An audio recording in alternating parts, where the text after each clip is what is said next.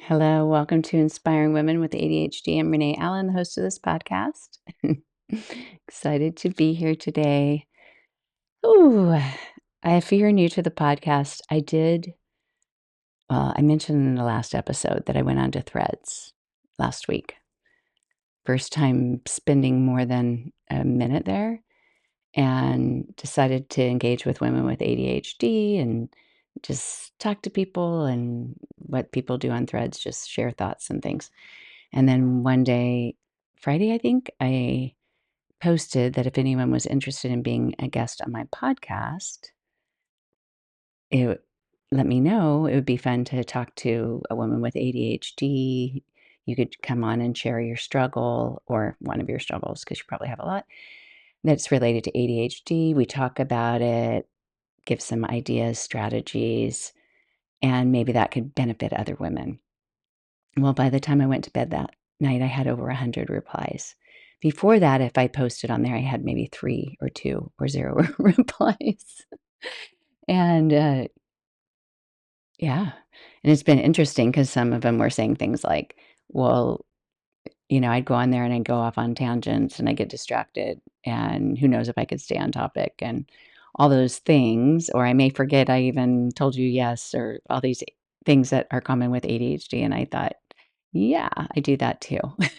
When I just host the podcast on my own, so thank you for being patient with that and being okay with somebody who's not all professional and formal, and I mean, we don't all need people in our lives that are professional and formal, but that is more common when people are giving or sharing information or, they're coming on with some advice or hopefully some direction to go in. And I do have that, but I also have a lot of my own ways that come through. So thanks for being patient for that with that. Even when I say for that, when I'm supposed to say, whatever, I'm not going to edit it out because that's a lot of work. So anyway, today is Mindful Monday, Mindfulness Monday, Mindful Monday, whatever we want to call it. And I wanted to talk to you about nervous system regulation. And it doesn't sound like a very fun name. It's like big words that aren't pretty if you like words like I do. They're not like blissful. Blissful, I think, is a prettier word. Sounds prettier, it looks prettier. But nervous system regulation, we have a nervous system in our bodies. Did you ever listen to or watch, what was it called? Oh, I can't think of it. Schoolhouse Rock. There's a song about the nervous system. And there's also a lot of songs about, lolly, lolly, lolly, get your adverbs there and all that, a lot about grammar.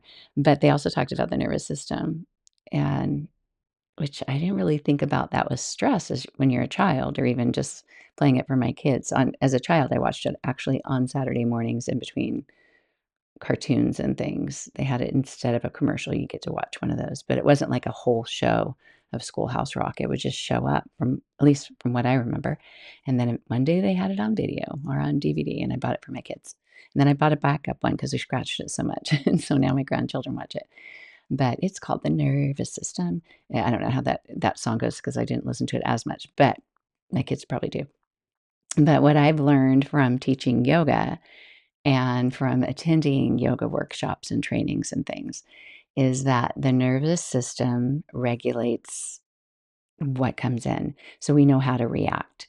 And so if something happens that's dangerous, we go into a more stressed, energetic mode.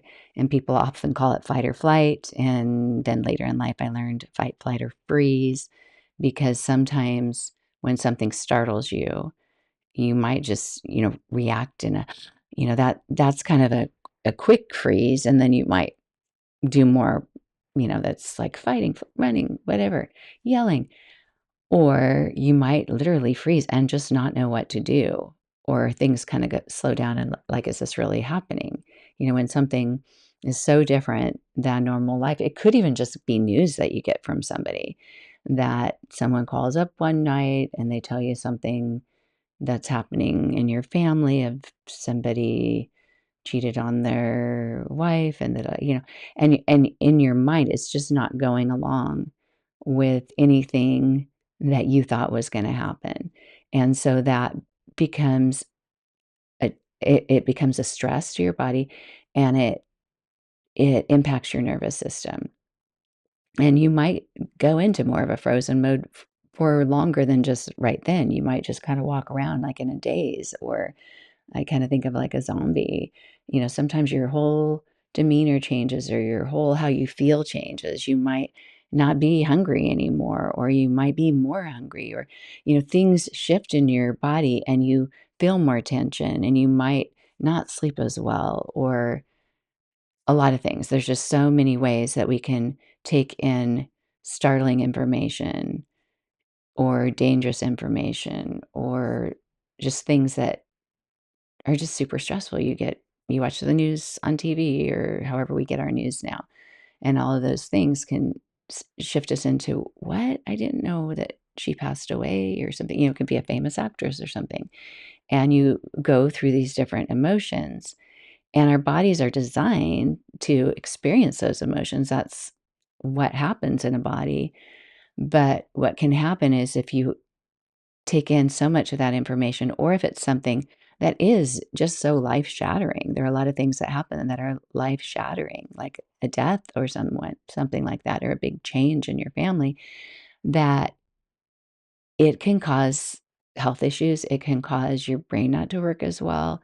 It can cause a lot of problems, a lot of tension in your body. It impacts how you interact with people.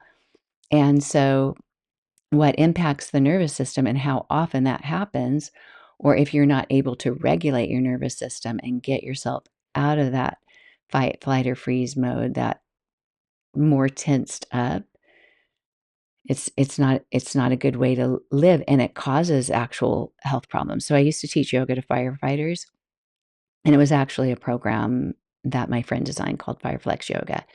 And one of the things that she would present to these fire departments was, besides the health, flexibility, mobility aspect, there's that a lot of firefighters can't bend in their bodies as well, or they don't have the flexibility. They're really strong, but they might not be able to get down on the ground and bend in a way that's better for their bodies. And so they might work on their mobility or their flexibility.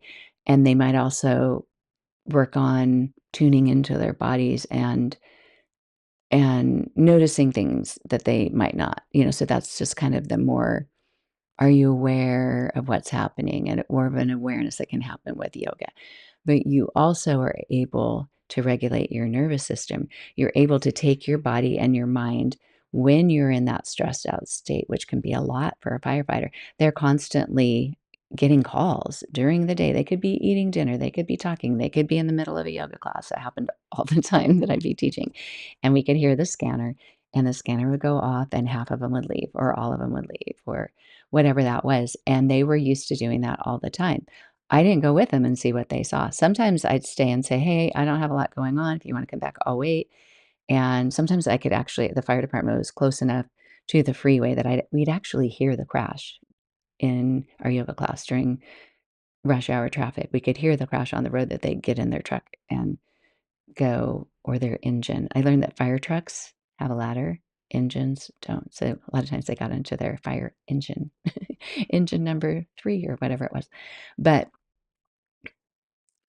they are constantly getting put on alert, and they need to be on alert to be able to act in the middle of the night, get awakened on their 24, 48-hour shift or whatever it is, and be able to help people and be in a state of mind to know what to do. So you need a level of alertness to be able to do that. But if you continue to have that stress over and over and not manage it, not be able to regulate your nervous system, not be able to get that on call, constant alertness, whatever stresses that they're taking in, then what they're finding is that firefighters, as young as in their 30s, are having heart disease, heart attacks, uh, depression, all kinds of things that are caused by the stressful state that their bodies are in.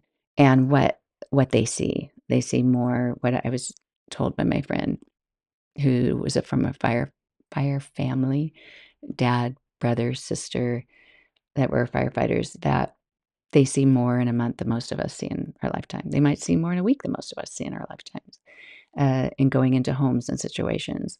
And so doing yoga, they were able to figure out what was going on in their body and manually, with their minds, with their bodies, come into a state that was more calming and get into that restful, relaxful, calm way.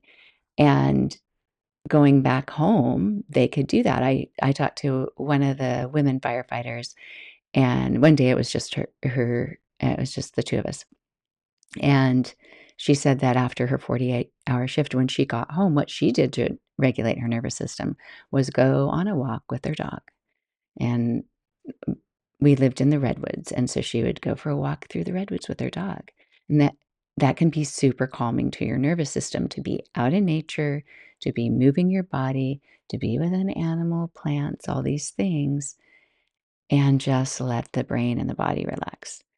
And if we spend most of our lives in this taking in stressful information, whether it's from outside the world, within your families, within your job, within your life, your little circle, whether you're taking in that information constantly or even just a lot, it can still get you in that state, and it can cause a lot of problems in your life. And so having some kind of way to wind down when you get home or decompress. We have a lot of decompressing of, I just need to be alone. I just need to read a book. I need to do that. But are we really calming the nervous system? I remember when I first started teaching yoga, and I haven't looked up the study, so, who knows what the source was. But I heard from a yoga expert who had written a book, so I'm guessing it's true, is that they studied people. They studied, heart rate, all these things, to measure how calm you are. And of people who lay down on their couch and just relax on their couch watching TV for an hour. And then people who spent that hour doing yoga. And the people who did the yoga were far more calm in their bodies than the person watching TV. I don't know if they controlled what they were watching on TV because some things can be really scary. But I would imagine they chose something kind of mellow. I don't know. But there are things that you do in a yoga class, and I'm not here just to promote yoga, but there are things that you do when you do yoga, the breathing techniques that really do help you get into that restful state. You can even do something like sing, just having that resonation in your body, the vibration or something is calming in your body. I don't know if you've heard of sound baths, but a lot of yoga studios or healing places, different businesses like that, will have sound baths. And what that is having different kinds of instruments. A lot of times they're singing bowls, they're big crystal bowls, and I actually have one over there. It makes so much sound, but it's different than playing a song on a speaker, and that makes a lot of sound. And what happens is that bowl is not only producing the sound, but it's producing very powerful sound waves. And I experienced this at a sound bath, the first one that I went to. I haven't been to that many, but it was the same lady each time. And I've conducted them, but really just, kind of low key at the end of a yoga class. But those crystal bowls, they actually put out the sound waves and you feel them in your body. If you're in a yoga class and they're singing Om or saying Om at the beginning or the end, it's not something it's something that I enjoy doing when I'm in a class. I don't like teaching it because it's not something that I understand on a spiritual level to understand why people are doing that. Like, it's never quite connected with me for those kind of benefits. So I don't feel authentic teaching that. But if I go to a class and a teacher does that, they usually say Om 3 times. And what happens is it's not just an OM, it's like an AH Om is like, ah. Oh. And so it's actually the sounds are a little more varied. And what happens is that doing that, you can just do that in your car if you want or wherever you are. You say that, "Oh." You can feel that resonation in your chest. You can feel it in your shoulders. You can feel it in your arms. It is very calming. And not every kind of singing is that calming, but you still get that resonation in your body. And we know there's sound waves, right? We know we can lay on a floor, and if there's loud music or something, we can feel it in the floor. Well, our bodies feel it too. And so with the crystal bowls, what this crystal bowl lady is what she called herself, and she wore all white, and it was flowy and stuff and had all these white gigantic bowls. And she had her biggest bowl at the end of the, session. It was an hour session. We all probably this is at a retreat center. We all laid down, probably a couple hundred of us, on yoga mats, and she asked us if we wanted earplugs at the beginning, and I'd never been to one before. I had singing bowls that are the brass ones, or there's 7 metals. They make them in Nepal or Tibet, and if Nepal is a city in Tibet, I'm gonna feel stupid, or is it 2 different I gotta look it up. But, here I am going on. Um, but anyway, I have singing bowls that I've used in my classes because I love the way that they sound. Let's see, I'm so bad with geography. Nepal. That's a country, and Tibet's a country. Okay, good. I thought so. But, I never know when it's a region. So Tibet's a region in China. Yeah. Even if I learn this stuff, I don't remember it. So, okay. So back to the bowls. I have the Tibetan singing bowls, but sometimes they're made in Nepal. And and those are loud and they resonate. But they're not nearly as loud as the crystal bowls. And the metal singing bowls, you can put them on your hands. If you hold it in your hands, and I'll see that people do this a lot while they're cup their hands like you're gonna hold like a bowl. If you held a bowl in one hand without holding the top, you just, like, kinda curl your hand. You don't do that, you make your hand flatter because you want it's like a bell. You want the bell to ring, and bells usually, have a handle at the top or hang because as soon as you touch it, it stops resonating, and that resonation helps make the sound. So with the bowl, in order to be like a bell, you have to flatten out your hand, and you're just kinda being like a board or something holding it without cupping it. And then you ring it, and you can feel that resonation all the way up into your arm, and even when you don't hear the sound, you still feel that resonation. The crystal bowls are super loud, and I've never held one. They're pretty heavy. Someone just gave me one, and I didn't realize how much louder it was than my other ones.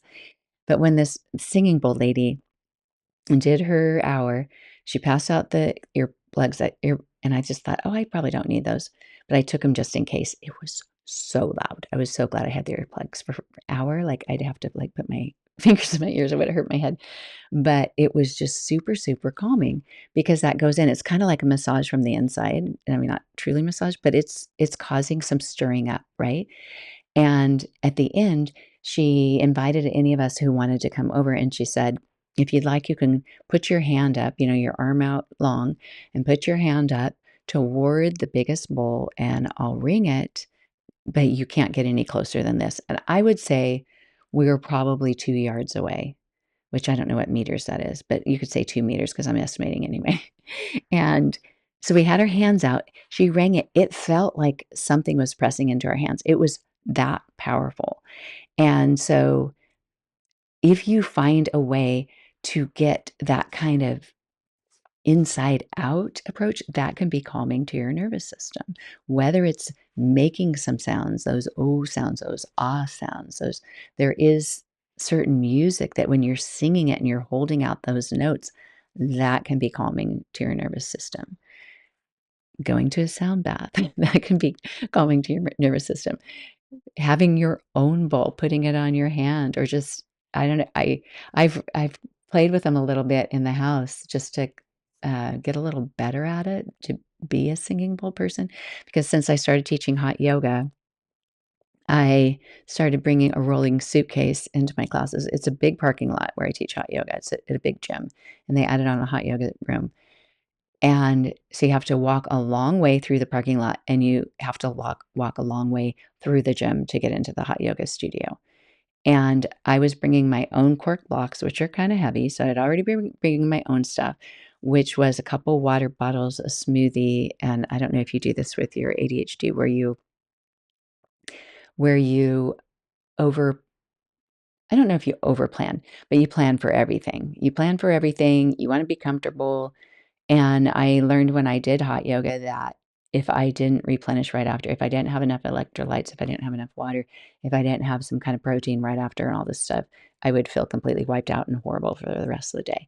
So why I decided to teach hot yoga, I know it probably doesn't make sense because I thought I did hot yoga 3 times, but I never need to do that again. But the FOMO in me when I heard they were building a hot yoga studio, yeah, I want to teach a hot yoga class. And I teach vinyasa flow, the same kind of yoga I teach it in a couple of the other classes and teach a couple different styles.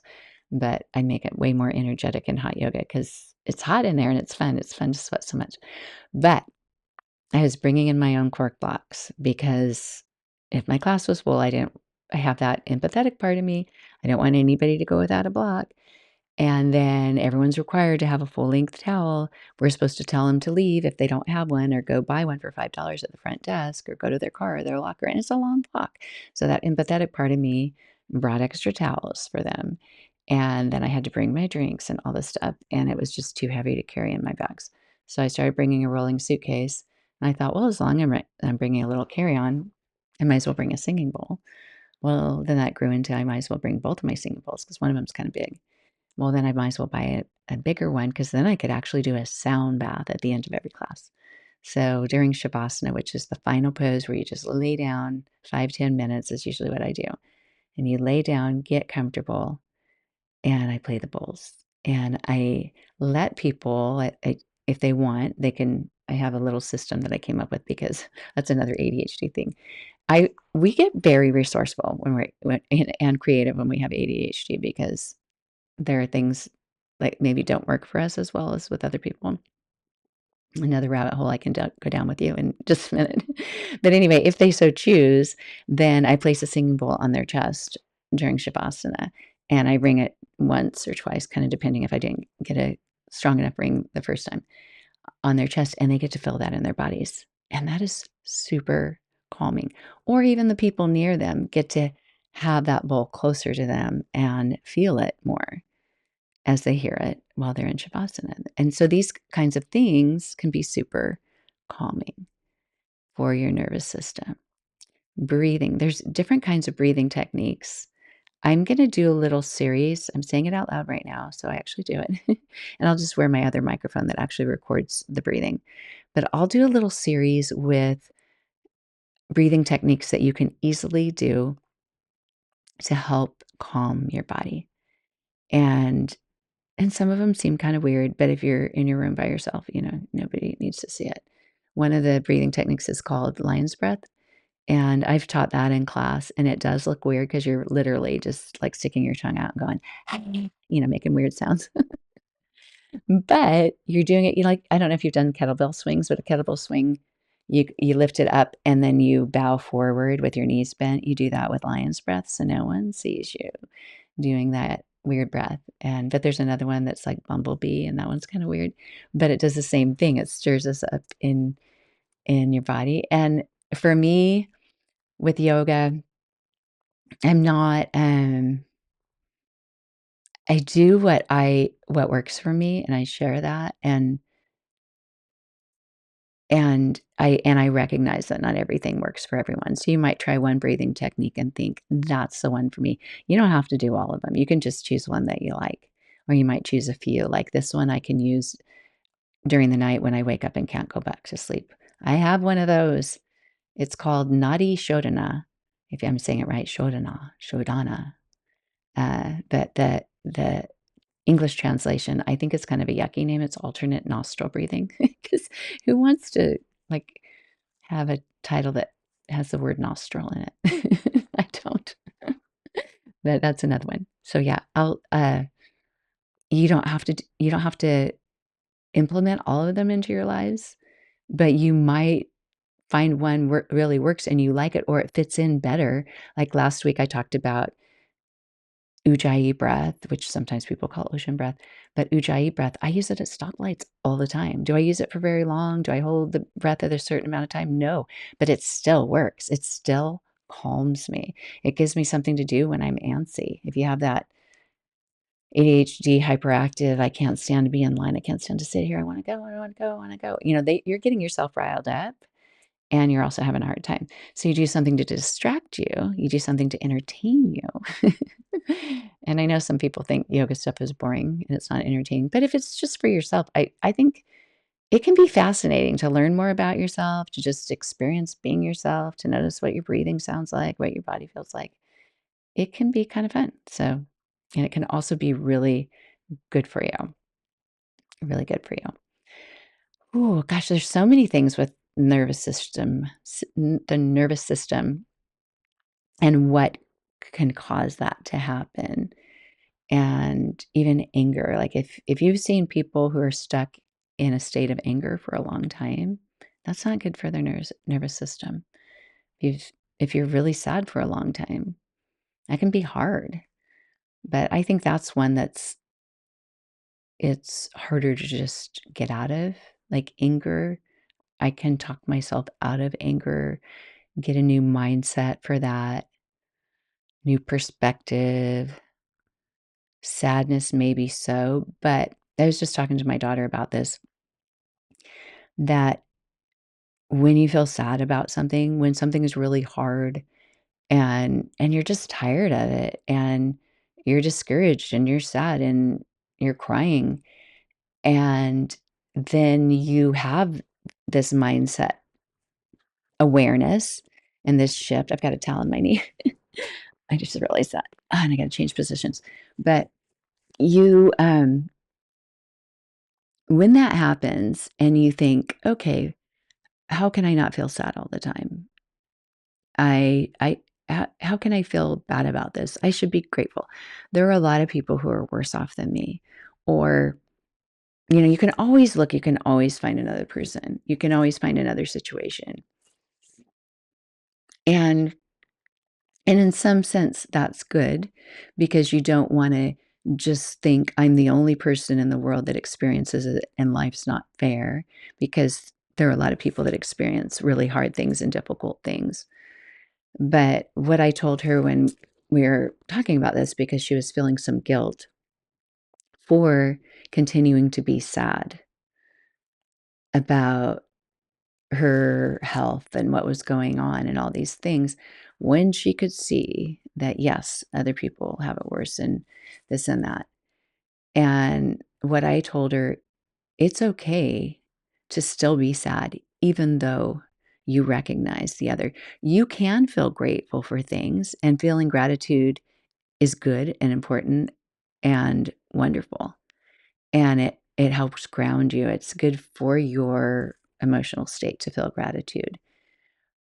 But you shouldn't tell yourself that it's wrong to feel sad, or that you shouldn't still be feeling sad. Because if that's what you're truly experiencing, you need to you need to sit with those emotions and let them happen, and process things as it works for your body and your brain, and not try to just push it down and talk yourself out of it like you're some football coach on a field saying, "Snap out of it, get up and run, you're tough."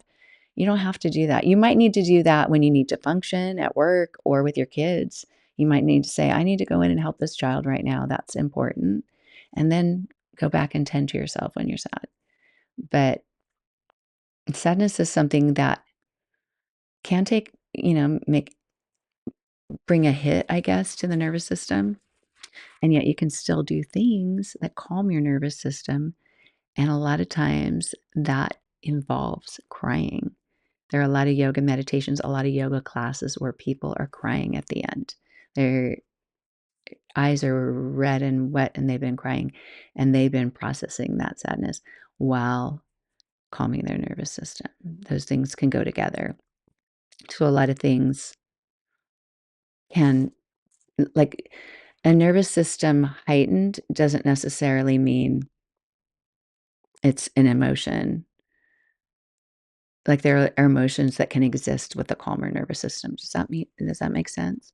Like, we have a lot of extreme emotions or not extreme, they're just, part of life emotions, ups and downs, and we need to function amidst them, but you need to notice how tense are my shoulders, all those little things that you can notice in your body.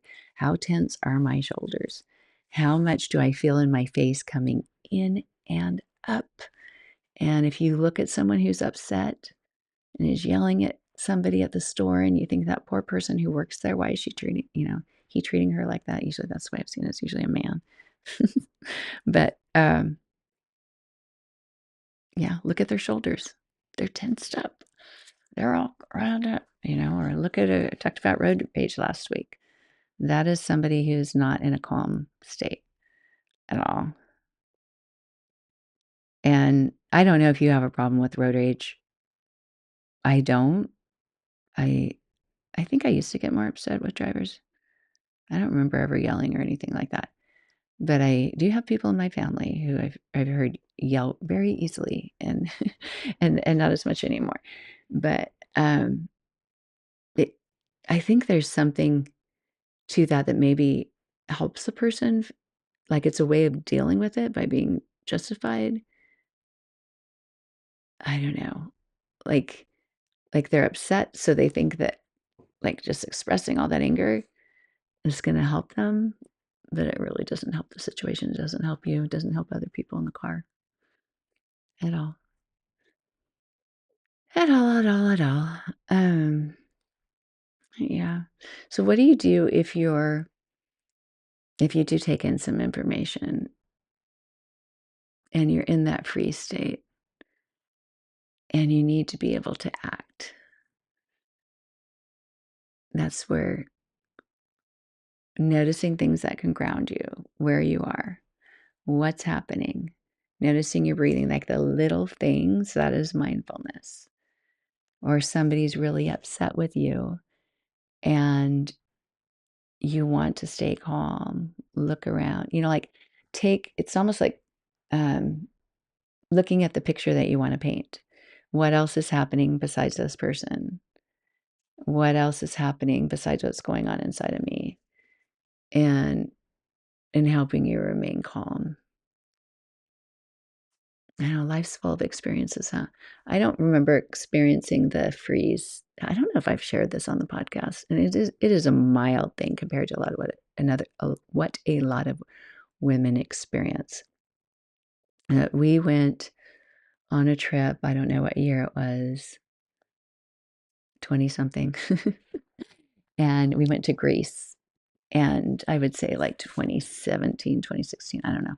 Anyway, we went to Greece and we went to go see the Acropolis, which I always heard the Parthenon. I didn't realize that Acropolis is the hill, that tall hill in Athens that the Parthenon is on, and there are a lot of buildings up there.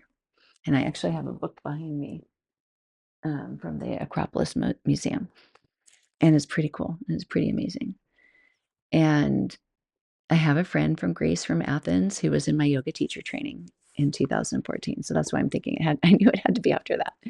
And then you have the whole COVID was 2020. Was it a year or two before that? Probably not. Anyway.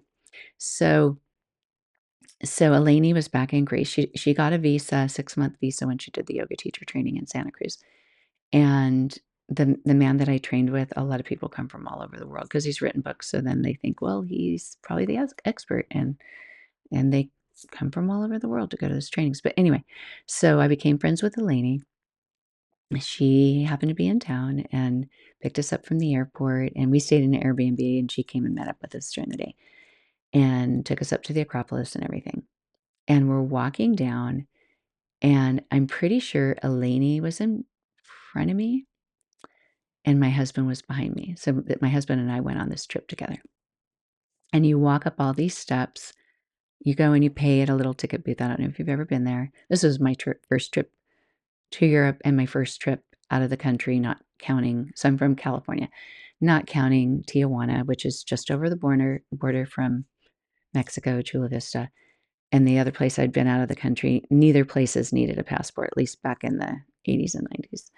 But the other place was British Columbia, Vancouver, so it was just over the border again. So I didn't do a whole lot. I think we had to get different money in Vancouver. That was, like, the closest I got to going out of the country. Anyway, so we go to Greece. I'm taking all the sights and stuff. My husband's behind me. We're walking down the stairs after seeing all the sights, and I'm wearing a dress because the first night there, I saw all these women walking around wearing dresses, and I thought, "How cool that they're all wearing dresses." I usually dress as casual as I can, as comfortable as I can. And I think I brought 2 dresses. One was kind of a slippery polyester, and one was a black. They were both kind of travel dresses where you could just wad them up in a mall, and they would look the same as if they were all laid out perfectly. And and I thought, "Oh, that is pretty comfortable. Just wear a dress and some Birkenstocks and you're comfortable, but you look cuter than you are right now." So anyway, so I'm probably wearing this dress because I think I wore the same 2 dresses the rest of the trip. I'll have to look at pictures, but I'm walking down the stairs, getting to my freezing moment, my first freezing moment that I can recall in my life. And blessed to have this be my first freezing moment because I'm in my probably 40s at the time. I don't know, I'm probably, totally missing that.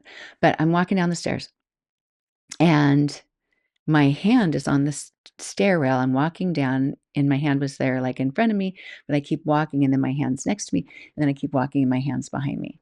Why I'm walking that way, I don't know, but maybe that's common. I don't know. I just never evaluated till this very second.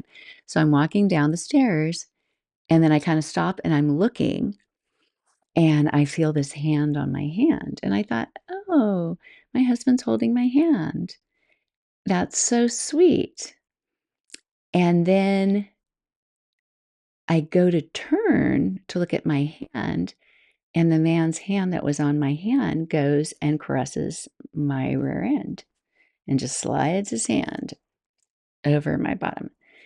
And and as I'm turning to look to see my husband, because I'm thinking, "Oh, he's holding my hand." So I turn to look to say to him, well, in that split second that I turn to look, I feel the hand shift and caress around my bottom, and I look, and my husband's up the stairs quite a bit, and my husband wouldn't do that anyway out, in public or whatever. But I freeze in that second of this man touching my bottom, and I'm just like, "What on earth is happening? This isn't my husband. My husband's right there," and I froze, and I'm sure I wasn't breathing. I'm sure I was just like, like, "What on earth?" And I just stayed frozen, and the man eventually got his hand off of me and kept walking, and then I turned and watched him walk the rest of the way down the stairs and give his girlfriend a hug and a kiss. And if I hadn't have been so frozen, I think of other times in my life, I would have traipsed down those stairs and said, "Do you know what kind of horrible person you have for a boyfriend?" Well, I shouldn't have punished her. I would have said, "You are," whatever. I was so in shock because it just shifted from a place of safety, of just walking around, 1, but 2, feeling a little bit even more secure. And maybe that was it, going from "Oh, I'm with my husband," to like, "Oh, no, this isn't an experience with my husband." And I am sure for other women that experience much, much worse, and that frozen state can just be really jarring. Or if something like a danger of somebody coming up behind you or somebody being very aggressive. I think I mentioned, I don't know, several episodes about a man who was super aggressive with me and my son in a on a bicycle while we were in a car. I could not sleep that night. I could not sleep. I was sure he saw my license plate. We're down in Los Angeles, and at the time, our house was, I don't know, 10 or 11 hours north, really far north in Northern California, and I was just sure that he was gonna, like, you're not as rational in the middle of the night, but he would, like, memorize my license plate and find my house. How would you find my house? Maybe, He seemed like a lawyer because the way he seemed I should I have friends who are lawyers, but he just seemed like he could argue any case and that he was always right, and he was intelligent. I was sure he was gonna find my license plate, take that license plate, find my house, and my house would be burned down by the time I got home. I was that scared. That was a different fight or flight. That was more flight and scared and worried and stressed. And then there's fighting, where you react just by fighting, of being startled and just acting like it could be a mama bear for your kids. It could be a, you go after things. I never know if I repeat my stories, but yeah, I was in the middle of the night once. I watched some videos at some friend's house, some guy's house during a holiday break. It must have been Thanksgiving or something. Nobody was around our apartment complex, just very, very few people. None of my roommates were home. I had 5 roommates and none of them were home. So I leave these guys' apartments like 2 in the morning, walk across this parking lot. Someone jumps out from behind a car wearing like a gorilla mask. You know those rubbery masks that creep you out even on Halloween? Do people even wear those anymore? I hated that because you never knew who they were. You're just like, I have to see your face. I have to see your eyes. Jumped out behind the car, yelled at me, and for some reason, I thought it was one of my friends in that apartment playing a prank, which was dumb, but I thought maybe they grabbed him like, "Oh, I'll go down and scare Renee." But I just yelled out like it was my fight thing, but more joking, like, "Oh my gosh, knock it off," just, I don't know that I said knock it off, but like, "Oh my goodness, you scared me. I can't believe you did that, blah, blah, blah, blah, blah," and just was not actually fighting them, but was just coming back with, "You just scared me. Now I'm just giving you that much energy back," and just gave all that energy of, "I can't believe you did that. Go home. I'm, blah, blah, blah, blah." And then I walk away just thinking, "That was not normal." Like, who would do that? And that wasn't any of those guys. So do you ever take I remember hearing back then where you take all your keys and you put them in between your fingers so that you have something to hit with. So I was doing that as I walked back to my apartment. Um, I made it fine. But I think I gave him the fight or flight response. Like, I was so I reacted so probably different than what he thought. I probably surprised him. So Uh, and I know my examples aren't, nearly what a lot of people experience, but anytime that something happens that you take in some energy, it could just be somebody that almost runs into you. We're just talking about road rage, or I was just talking about road rage or something. Driving on the road, a lot of times things can uh, just be a surprise and startle us and stuff. Noticing how that feels in your body, what you're doing, and doing what you can to calm that. There's so many things you can do. Listen to relaxing music, take a hot bath, go for a walk, lay down, put your legs up the wall. My favorite yoga pose, maybe. It's a lot of favorites. But just laying down and literally just letting the wall support your legs. It's so calming. It's funny because I know I say a lot of these things a lot, even in my yoga classes. But today a lady came up to me at the end of class and she said, I was watching this chiropractor that I watch on YouTube, and he was saying if you lay down and have your legs up on the wall for 20 minutes at night, you could almost fall asleep or something. And I thought, how many times have I said in class that, like, that, like you say things and people don't really remember, is what I'm saying.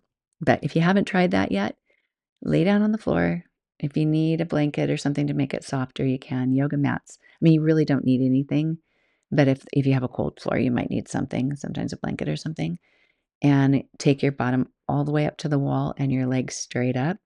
If that's not comfortable, like if your bottom is lifted up a little bit, scoot back to where it can be on the floor, or you can put a pillow under it. I like to have mine on my bottom on the floor, and I can go all the way to the wall. But some people don't, and they back up a little bit because their flexibility isn't quite a 90-degree angle, or their bone structure is like not as comfortable for them. But you could have a cushion or something or pillow under your low back, and you just have your legs up there, and it's just super good and calming for your body, your brain, and even just the perspective shift. It's another thing, is like laying down in a hammock or on the grass if you don't have a lot of bugs like we do here in Florida. laying down where you can look up at the trees, look up at the sky. Super, super calming. And I'm sure you know things that are calming too. A fire, a campfire. Not when it's dry, not when it's not good fire conditions, but even a candle. I love a flame. I love a flame that's flickering.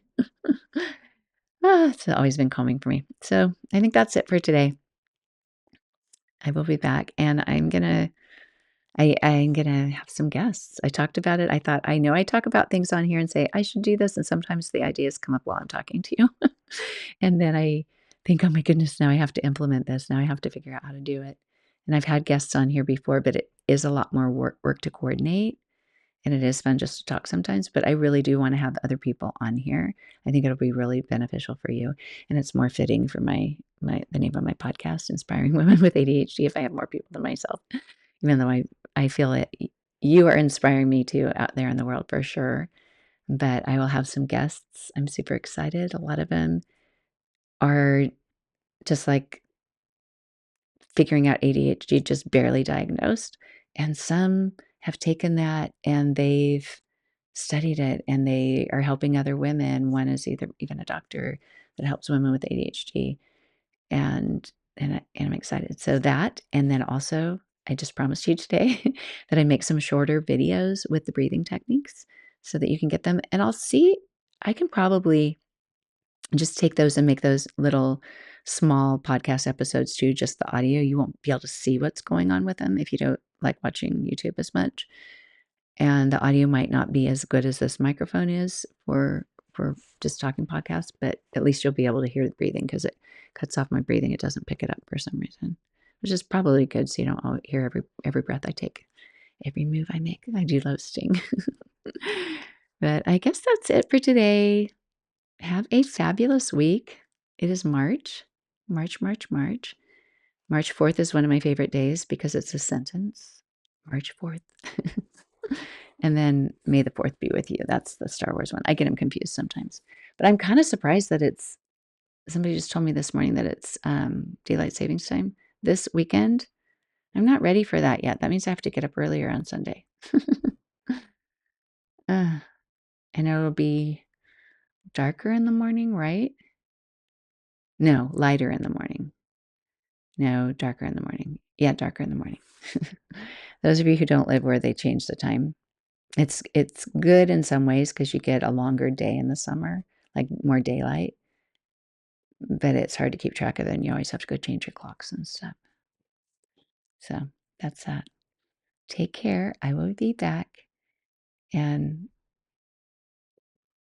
get in touch with me if you can. I'd love to hear from you. That's my favorite thing. If you want to send me an email, a DM, whatever. I'm on Threads, Instagram, trying to get better at my Instagram account, but I got sidetracked and went into Threads last week instead.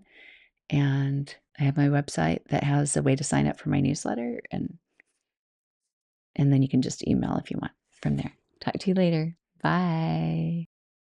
Help other women find the show. Rate, review, share with someone you know. Help other women find my show. Rate, review, share with someone you know. Hurry before you forget.